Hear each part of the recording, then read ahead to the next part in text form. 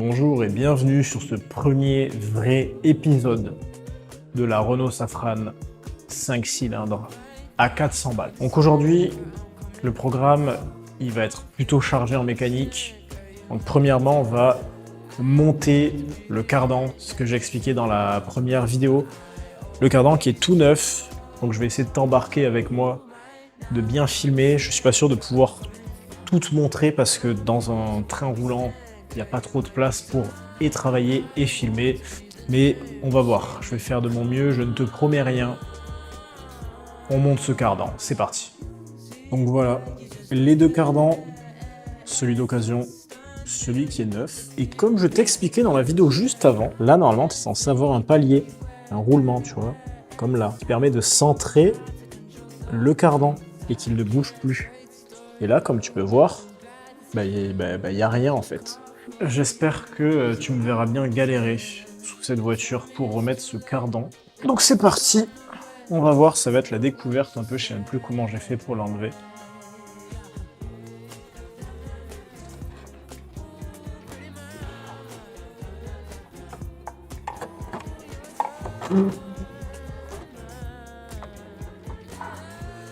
Attends, comment ça se fait qu'il bouge? Comment ça se fait qu'il ne rentre pas entièrement dans la boîte? Comment ça se fait? On va le ressortir et on va voir un peu comment c'est fait parce que là, il faut que je vois si c'est bien les mêmes cardans parce que je commence à me demander si c'est vraiment les mêmes niveau différentiel. Est-ce qu'il y a le même nombre de dents? Est-ce qu'il y a le même diamètre? Est-ce que c'est tout pareil? Bon, j'ai regardé, apparemment c'est les mêmes. Apparemment on est tous les deux sur du 26 dents côté différentiel. Day 2. Le jour numéro 2 où j'essaye de rentrer ce cardan. Hier, j'ai arrêté de filmer parce que je comprenais pas comment c'est fait en fait à l'intérieur. Donc là, je reprends à tête reposée, à la fraîche. Je te montre ce qui s'est passé. Donc ce qui s'est passé, comme tu peux le voir, c'est que j'ai réussi à mettre le cardan. Tu vois, il est branché, branché. Il est positionné en place. Le problème étant que là, vers là, il y a un palier. Il y a un palier, du coup, c'était l'histoire que je t'avais expliquée avec le roulement. Et ce roulement m'embête toujours un petit peu. Donc si tu vas voir, là, il est mis dans le différentiel. Le palier, il est là. Là, tu vois le gros cardan. Et en fait, le problème est que quand je mets le cardan, j'ai l'impression qu'il ne rentre pas en entier. J'ai l'impression qu'il ne rentre pas bien. Ce que j'ai fait, c'est que j'ai commencé à tout démonter. Là, tu peux voir toutes les petites vis qui sont là. J'ai essayé de démonter le palier. Sauf que quand j'ai démonté le palier, je me suis rendu compte d'un truc. C'est qu'en fait, si je te montre, bah là on verra pas parce qu'il n'y a pas de lumière. Si je peux te donner un petit peu de lumière, bon on voit pas des masses. Enfin bref, crois-moi sur parole. Bah en fait, il y a une espèce de bride. Une bride qui va venir tenir le roulement, qui va venir tenir le cardan dans le palier. Sauf que je ne comprends pas comment c'est fait. Donc hier, j'ai un peu abandonné. Je me suis dit que j'allais y réfléchir et revenir le lendemain. Donc on est le lendemain. Et là, il faut retourner quoi. Donc c'est parti, je te reprends quand j'en sais un peu plus. Bon, après avoir échoué quelques fois et m'être énervé aussi quelques fois, il faut que je te montre un truc que j'ai découvert. Je pense avoir trouvé le problème. Tu vois ce qui est là. Tu vois, ça fait comme une bague. Et je pense que c'est le bout du roulement qui n'était pas sur le cardan. C'est-à-dire que tu vois, ça doit être sûrement la partie extérieure du roulement, cette partie. Parce que le roulement a dû exploser et la partie extérieure a dû rester bloquée dans le palier. Et il a l'air bien bloqué quand même parce que je lui tape dessus depuis tout à l'heure, il ne bouge pas. Donc il faudrait que je trouve un moyen de le débloquer en le coupant ou en faisant, en tapant plus fort peut-être, je sais pas. En écartant peut-être l'espèce de fente qu'il y a là au-dessus, mais je sais pas trop, parce qu'en fait j'ai essayé de remettre le cardan en essayant de voir où ça bloque. Et ce qui bloque en fait c'est le roulement là, c'est-à-dire que le roulement là il vient taper contre la bague qui est à l'intérieur du palier. Donc je pense qu'en enlevant cette petite bague là, le cardan devrait y aller tout seul, enfin le cardan et son roulement. Donc je vais voir ce que je peux faire. Soit je te reprends dans quelques instants, soit tu te prends un écran noir avec marqué jour numéro 3, ce qui signifie un échec. Ok, donc j'ai bien avancé. Ma théorie semble être juste. Donc tu vois, ça a l'air d'être un petit peu sorti. Et si j'essaye de t'emmener là, comme tu peux voir, c'est bien sorti. Donc j'ai utilisé outil de persuasion numéro 1. Outil de persuasion numéro 2. Donc en gros, par ce côté, en gros, j'amène le pied de biche comme ça. Et je fais levier. En gros, tu vois, hop, je soulevais pour sortir le bas de la portée du roulement. Et par contre, de l'autre côté, j'allais taper derrière, tournevis avec embout plat, rallonge, le fidèle marteau. Donc pour faire sortir le haut. Et donc là, ben, je vais essayer de te poser pour que tu vois. Et je finis de sortir tout ça.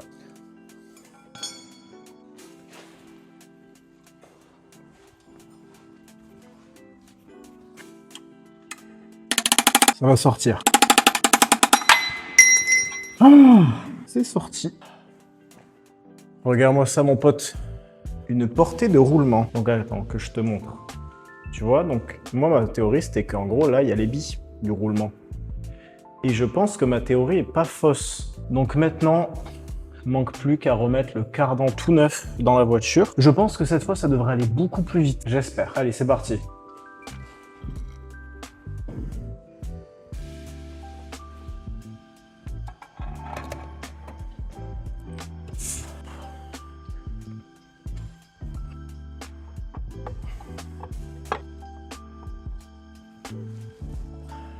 Ok. Alors, je vais aller voir maintenant si derrière le roulement est en train de passer. Je crois, j'espère. Je suis un peu moins sûr de ce que je fais là. Je suis plus trop sûr de ce que je fais là parce que le roulement a pas l'air de passer là non plus. Je regarde ça et après je te montre. Bon, presque tout est remonté. J'ai réussi à remonter le cardan, j'ai remonté le palier, j'ai remonté toute la bride, j'ai tout remonté. Je t'ai rien filmé parce que je galérais à y accéder avec mes mains, alors j'imagine pas pour que toi tu vois quelque chose, c'était juste impossible. Là, faut juste que je finisse de remonter les traits de frein, refixer la suspension dans la fusée. Pareil de l'autre côté parce que j'avais démonté pour XY raison, bref. Faut que je fasse le niveau de boîte, la purge, j'ai acheté de l'huile et une seringue. Normalement, ça va être bon. Je dis pas que ça va être facile parce qu'à chaque fois que je dis que c'est facile, je perds 2 heures. Donc je t'avoue que je suis plutôt content. J'espère que tu es fier de moi, comme moi je suis fier de moi. Ben on va continuer de tout remonter. Et peut-être soit aujourd'hui, là c'est à peu près 18 h, donc je pense que je vais pas trop tarder à arrêter. Soit on se retrouve pour le jour 3 pour continuer et normalement la faire rouler. Donc voilà, on se tient au courant, à de suite. Day 3. Nouveau jour. Nouveau programme, aujourd'hui c'est le jour numéro 3. Ce qui reste à faire aujourd'hui, c'est juste remplir la boîte à l'aide d'une seringue, rien de bien compliqué. Et ensuite, roulage pour voir si j'ai toujours ce problème. Ça m'étonnerait en regardant, en réfléchissant 2 secondes, on peut imaginer que le problème c'était vraiment le cardan. Donc on va juste faire ça aujourd'hui, programme assez light parce que je suis occupé le reste de la journée. On fait ça et je te reprends une fois que la voiture est posée sur ses roues.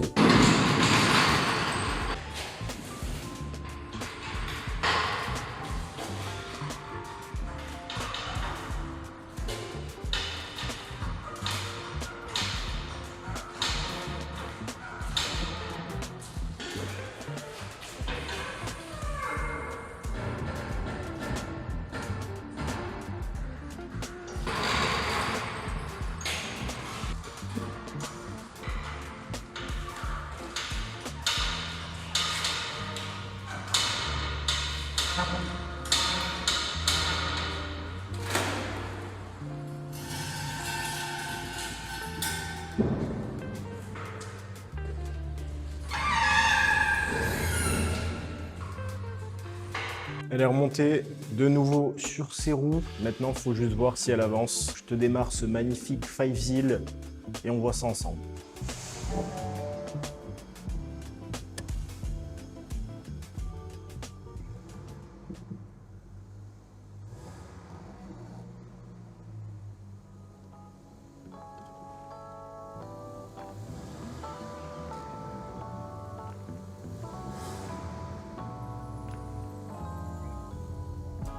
Ça a l'air de marcher. Ça a l'air de marcher maintenant. Maintenant, il manque plus qu'à voir si ça marche sur la route parce qu'avant, ça marchait, mais c'était un peu aléatoire. Je range mon bazar et je vais faire un tour. L'essai est concluant. La voiture roule à merveille. C'est un vrai petit bonheur. Là, j'ai embarqué le poteau Thomas. il est autant aux anges que moi. Je suis ravi. La voiture roule assez bien, mais il y a encore quelques petits trucs à revoir. Le 5 cylindres est en santé, je pense qu'il a tous ses chevaux ou pas loin. Ensuite, niveau conduite, c'est sublime, c'est somptueux, c'est même voluptueux. Et après, tout est bon. Il n'y a pas de bruit suspect à part un à l'arrière, mais à part ça, la voiture roule à merveille. Voilà. Later.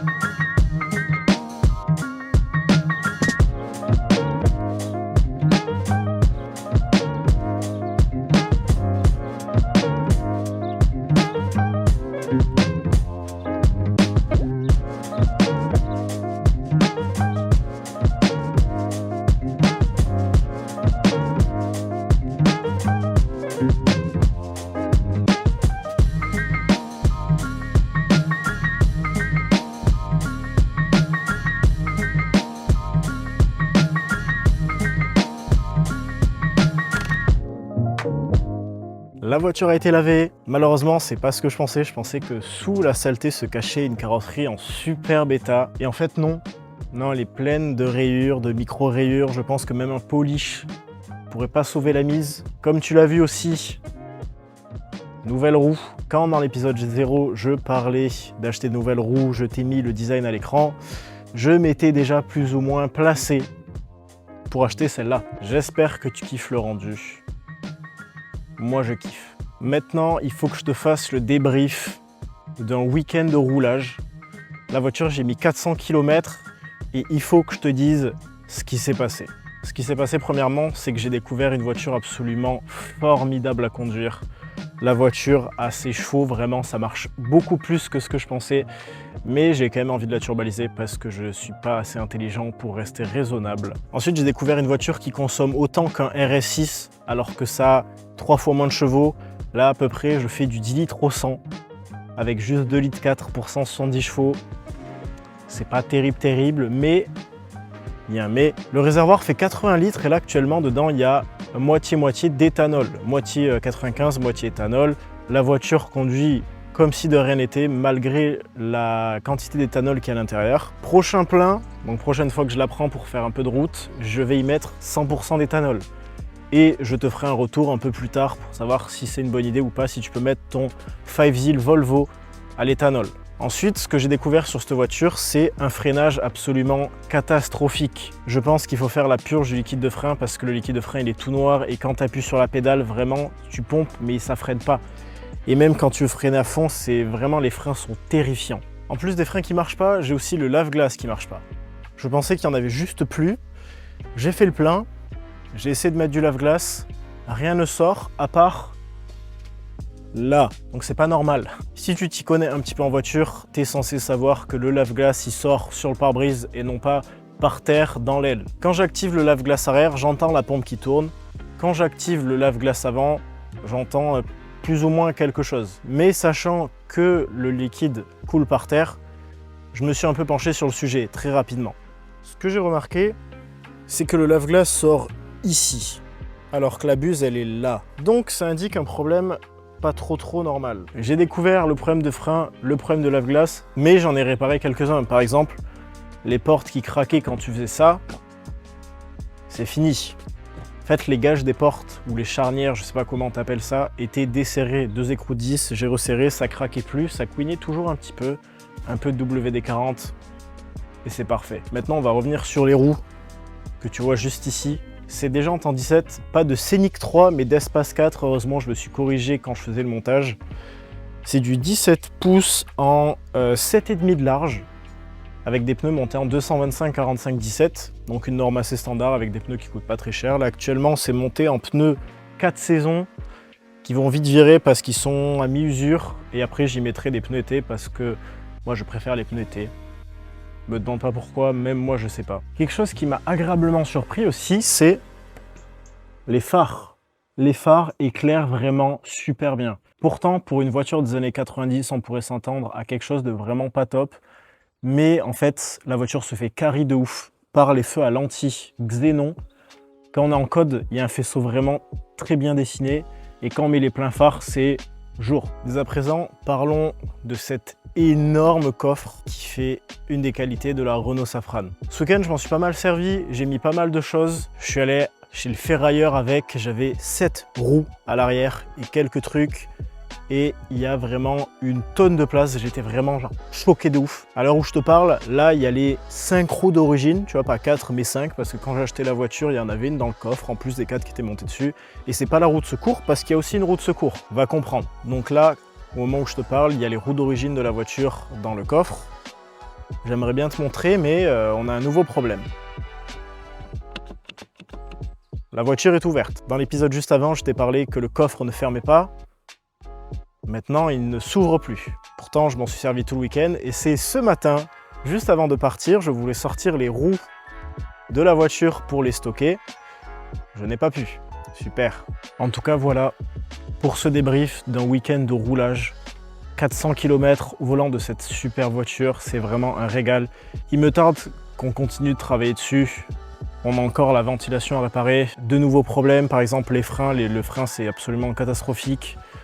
La direction, bof bof, je pense qu'il va falloir vidanger tous les fluides. Il faut qu'on fasse toujours de l'entretien, mais là d'abord on va essayer de réparer la ventilation, la voiture qui ferme pas, et ensuite on verra pour aller sur de l'entretien un peu plus classique. J'espère que cet interlude en dehors de ce garage lugubre t'a plu, mais malheureusement on doit y retourner.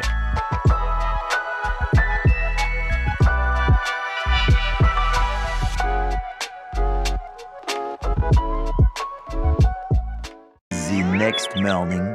Hier, quand je t'ai parlé, j'ai oublié de te parler de 4 problèmes que j'ai eu avec la voiture ce week-end. Tout d'abord, je suspecte la voiture d'avoir un problème sur le collecteur d'échappement. En gros, quand tu accélères, ça fait vraiment un bruit, tu sens qu'il y a une petite fuite à l'échappement. Et vu que ça vient du moteur, je suspecte vraiment le collecteur d'échappement, mais t'inquiète pas, j'ai déjà regardé pour le remplacer, ça devrait pas coûter super cher. Encore une fois, j'ai d'autres problèmes à réparer avant de commencer du vrai tuning ou réparer un peu le moteur, rajouter des chevaux. Ensuite, un autre problème que j'ai remarqué, c'est les supports moteurs qui doivent être absolument atomisés. Quand tu roules, que tu commences à monter un peu dans les tours pour un peu décrasser la bête, tu montes dans les tours, 5000, 6000, 6005, tu lâches les gaz et là t'as l'impression que le moteur il va se jeter sur la voiture qui est devant en fait. T'es là, t'accélères, t'es comme ça, tac, je sais pas, deuxième ou troisième, et là dès que tu décélères, t'as la voiture qui te bouscule. Quand je suis allé changer le cardan, j'ai vu que le support moteur anti-couple qui est sous la voiture était absolument oblitéré. Donc je pense que ça doit être le cas des autres supports moteurs et en plus, juste avant de commencer à tourner, je suis allé regarder quand le moteur est tournant et que tu donnes des coups de gaz directement au papillon dans la baie moteur, tu vois que le moteur, il s'incline. Tu vois, il s'incline devant tant de puissance.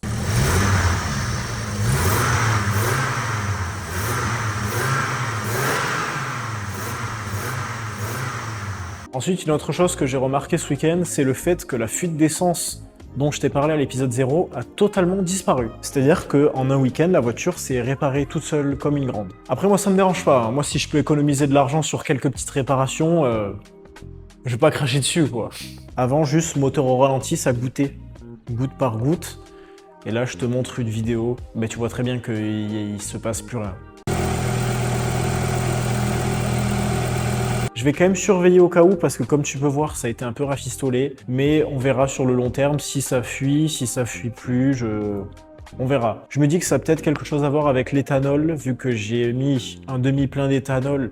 Peut-être que ça a modifié quelques trucs, je ne sais pas. Je ne suis pas expert en carburant. Mais en tout cas, la fuite d'essence sur la rame d'injection est momentanément réparée. Et finalement, et chose qui me fait absolument pas plaisir, je pense que l'embrayage est en fin de vie. Regarde la joie sur mon visage. L'embrayage a l'air en fin de vie parce que déjà le point de patinage est très haut. Et je vais pas te mentir, ce week-end j'ai essayé de faire un départ un peu arrêté. Où vraiment je suis première, mi-régime, voire au régime. J'ai lâché l'embrayage comme un sauvage. Et là ça sentait l'embrayage très chaud. Mais vraiment très chaud. Donc je pense que dans peu de temps, je pense peut-être dans une dizaine de milliers de kilomètres, l'embrayage, on est sur une fin de carrière pour ce dernier.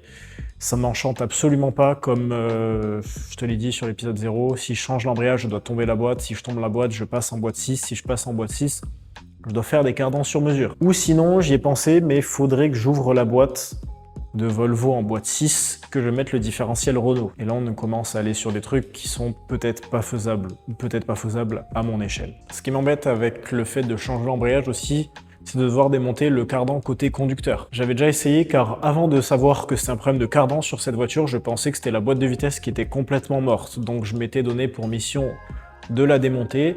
Cependant, le cardan passager était juste impossible à enlever. J'y suis allé avec un pied de biche, mais il y a tellement pas d'espace que c'est juste infaisable. Tu sais qu'il y a 5 cylindres qui sont en large, et donc tout est décalé, y compris la boîte, et la boîte est quasiment sur le berceau. Donc pour faire passer un outil pour enlever le cardan, qui est, je te le rappelle, rentrer en force dans la boîte, c'est un peu tendu, c'est un peu compliqué. J'ai même demandé de l'aide sur un forum de Renault Safran et Renault 25, tu vois, pour essayer d'avoir de l'aide. Tous, ils m'ont dit, ne le fais pas. Ne démonte pas ce cardan, c'est pas possible. Comment je suis censé faire? Comment je suis censé changer mon embrayage? Je change la voiture, je change le moteur, qu'est-ce que je fais? Ceci étant dit, maintenant on va retourner au bricolage parce que cette voiture va pas se réparer toute seule. Le programme aujourd'hui, ça va être de s'attaquer à la centralisation. Je vais essayer déjà de démonter la porte côté conducteur. Et ensuite, on verra pour faire en sorte que le coffre se réouvre. Parce que du temps qu'il est fermé, ça me va. Je préfère qu'il soit fermé plutôt qu'il soit ouvert. On va s'attaquer au démontage. Je n'ai aucune idée de comment démonter ce panneau de porte, mais ça va être un peu en mode freestyle comme d'habitude. Je vais essayer d'enlever toutes les vis que je vois et normalement, il y a un moment où ça devrait s'enlever.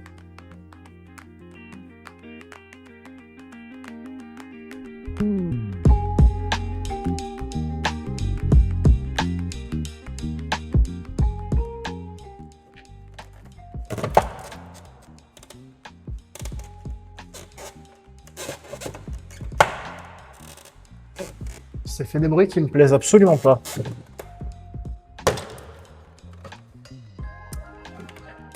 Ben, c'était un clip. Maintenant, c'est plus grand chose. Yes. J'ai appuyé sur un truc, ça a cassé. Parce que là, il y a une connectique qui me fait chier. En fait, un truc que je déteste dans l'automobile, c'est qu'un jour, enfin non, même tous les jours, il y a des constructeurs qui se disent « Et si on réinventait la connectique électrique ?» Et du coup, il y en a beaucoup trop de différences.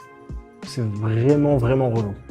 Et tout ça pour rien en plus, j'ai l'impression que c'est pas du tout comme ça. Voilà. Et bien, il suffit juste de tirer dessus. Je suis vraiment nul. Je suis vraiment nul. Aux 20 personnes qui se sont abonnées, vous pouvez vous désabonner. J'ai arrêté de filmer parce que je comprenais pas comment c'était fait en fait. Encore. Il y avait des vis qui étaient cachées à des endroits incongrus. Donc là, j'ai tout enlevé et le panneau a l'air de venir. A l'air. J'ose pas tirer fort parce que j'ai peur de casser.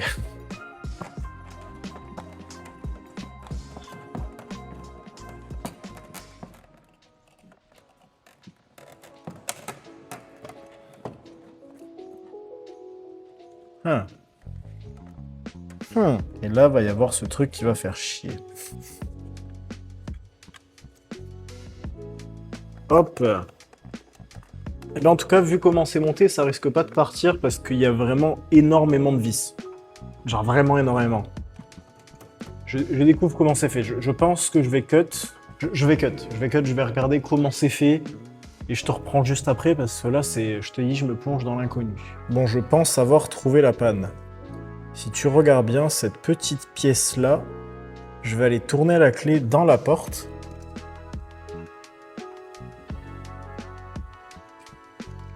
Tu vois, ça devrait actionner la tige, mais là, en fait, ça tourne dans le vide. Et je pense que c'est pour ça qu'il y a ces rondelles-là qui ont été rajoutées. Je vais voir, faut que je vois comment ça marche. J'en ai aucune idée, là. Je t'avoue que je pense que je vais tout démonter, je vais tout regarder. Et j'ai fini de démonter la pièce avec la serrure. Et comme tu peux voir, elle est loin d'être dans un bon état. Elle est vraiment très abîmée. Maintenant, il faut que je regarde si ça se change sans devoir changer la serrure. Parce que si je dois changer la serrure, ça implique pas mal de choses. Et évidemment, je vais aussi regarder de l'autre côté. Parce que de l'autre côté, il y avait le même problème. On est sur un nouveau jour et aujourd'hui, ça va être très rapide. Je vais juste remonter la porte parce que j'ai une bonne nouvelle à t'annoncer. Quelqu'un refait la pièce dont j'ai besoin pour réparer la serrure. Je te mets une image juste à l'écran de à quoi ressemble ma serrure versus à quoi elle devrait ressembler. Tu Tu vois bien que ça a été complètement rafistolé, complètement massacré. Je pense que c'est quelqu'un qui a dû souder à l'arc comme un sagouin. Il y a quelqu'un sur le Safran Automobile Club qui va refaire le petit téton dont j'ai besoin en aluminium. Il a encore la phase prototype. Une fois qu'il sera fini, je pense que je vais lui en commander un pour porte-conducteur et je pense que porte-passager, ça doit être la même histoire. Voire peut-être pour le coffre, il faut que je regarde. Donc pour l'instant, le chantier est un peu en stand-by. Je vais juste remonter. Là, tant pis, elle fermera pas avant un petit moment. Pour ce qui est de la ventilation, j'ai regardé, ça va être fait d'ici peu. Je vais demander de l'aide à quelqu'un qui s'y connaît bien en électricité. Et pareil pour le capteur ABS. Je te filme pas le remontage parce qu'évidemment, c'est pas la chose la plus intéressante. C'est juste faire le démontage, mais à l'envers. Bonjour, ici la voix off. Alors ce que vous allez voir juste après, c'est moi qui étais assisté de mon beau-père pour voir si la ventilation marche ou pas. On a regardé la prise, on a regardé le moteur, et je m'excuse d'avance si la qualité audio n'est pas terrible, mais en fait j'ai juste oublié le micro.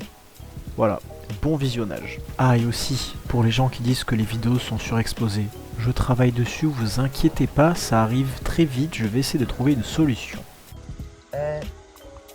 Il y a combien de couleurs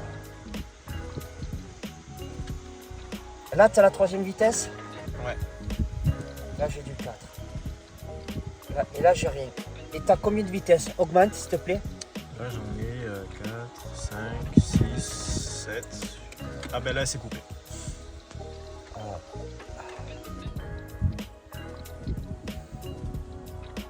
Ouais, j'ai bien 2 plus et 2 moins, putain.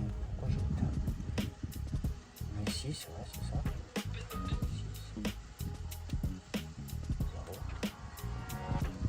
6. Non, les tensions, je les ai. Donc la prise est bonne. Je pense que la prise est bonne. Honnêtement, même si ça a chauffé là, je pense que le souci, il est ailleurs.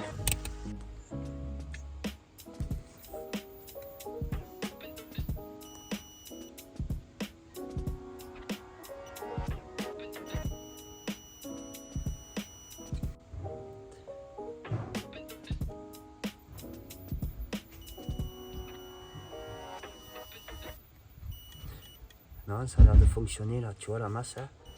Donc ce que mon beau-père a découvert, c'est que la prise est bonne, contrairement à ce que je pensais. Par contre, le moteur, lui, n'est pas bon. Ce que ça implique, c'est donc que je vais devoir acheter un moteur de ventilation et le remplacer. Après, heureusement, c'est pas une opération super compliquée. Je vous montrerai quand je le changerai, si ça peut en intéresser certains. Ensuite, pendant qu'on faisait ça, on a changé les ampoules qui étaient à l'arrière, des petits trucs qui marchaient pas. Et là, on s'est rendu compte que les ampoules de feu de recul ne fonctionnent pas, mais que ça ne vient pas des ampoules, ça vient du capteur. Donc là, nouveau problème, il faut changer le capteur de marche arrière. Comme pour le moteur de ventilation, je vais le commander et je vous montrerai quand je le changerai, évidemment. Later. Bonjour. Aujourd'hui, programme simple. On va essayer de démonter cette garniture pour vérifier s'il n'y a pas vraiment une durite de percée ici par rapport au fait que le lave-glace ne marche pas. Je vais tout démonter.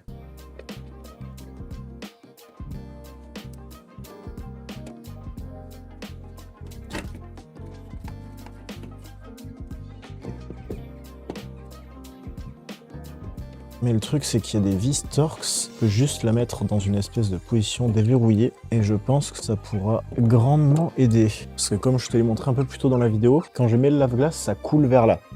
Vers là à peu près. Et moi, il me semble que j'ai vu une durite percée.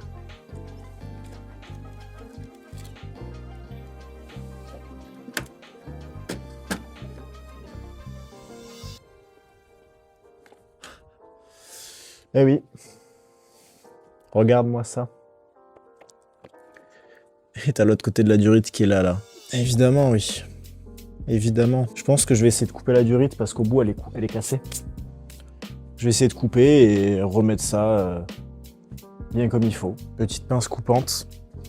Et on va venir couper le bout de durite qui est cassé. Hop. Et maintenant... Ah putain, non, la durite est tellement sèche que quand je mets le truc du lave-glace dedans, c'est en train de péter même la durite qui est pas cassée. Ouais, non, je suis pas sûr là quand même. Je suis pas sûr de la durite. La durite est très vieille, tu vois, elle a l'âge de la voiture, elle doit avoir 27 ans du coup. Et bah, elle est pas en super état, quoi. Je te montre. Alors, pour te montrer, là, t'as les durites qui vont vers les deux buses, et là, t'as l'arrivée. Là. Donc moi, j'ai coupé ce bout de durite, tu vois, qui était complètement pété. Je l'ai recoupé, et j'ai essayé de l'enfoncer. Sauf que, comme tu peux voir, bah, ça a cassé le bout que j'ai... Tu vois, parce que c'est avec un téton qui est rentré un peu en force, donc il va y avoir problème, là. Je vais essayer de recouper, faire un truc, je sais pas trop, et je te reprends quand j'ai réussi.